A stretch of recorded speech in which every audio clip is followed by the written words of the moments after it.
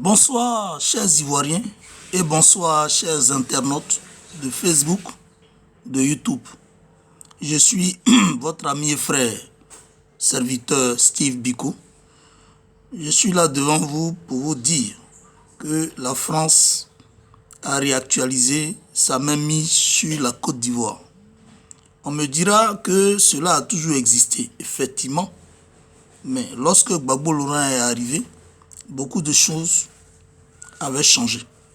C'est-à-dire, quand le président a pris le pouvoir, c'est vrai que les attaques se sont répétées.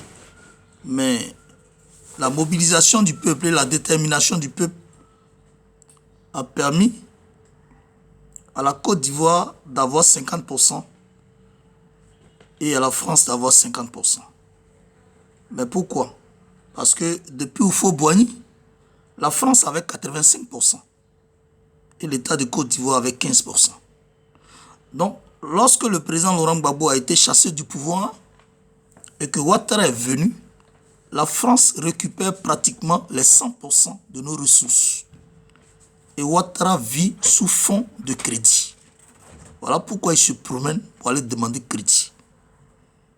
La France, sachant bel et bien que tout est sec dans la gestion de Ouattara, elle s'est permise de faire une exploration à travers une société extérieure mais européenne, d'où on nous fait entendre qu'il y a eu découverte de pétrole et de gaz.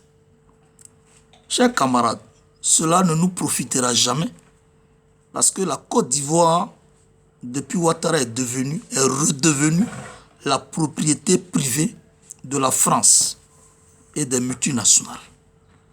Le gaz et le pétrole qu'on a découvert, c'est pour les multinationales et c'est pour le système Foccart. Aucun Ivoirien ne va profiter de ça.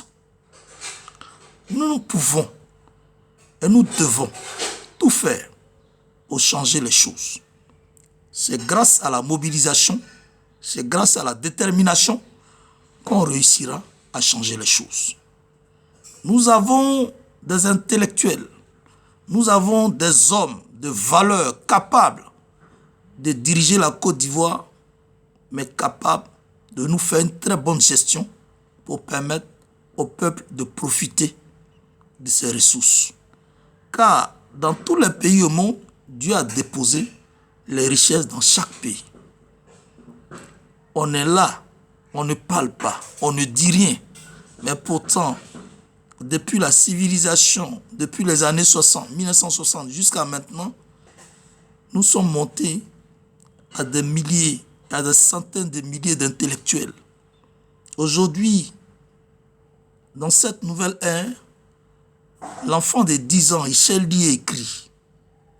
On est capable de faire une réflexion orientée pour nous amener à prendre nos responsabilités. Réveillons-nous. Parce qu'à un moment donné, on risque de disparaître. Les gens cherchent à nous dépeupler parce que ce qui les intéresse, ce sont nos richesses, les ressources minières surtout. Réveillons-nous. Il est l'heure. Nous avons un seul argument pour sortir et descendre dans la rue afin de changer les choses dans notre pays. Ce gouvernement et ce pouvoir qui a été installé par le système Foccart doit partir.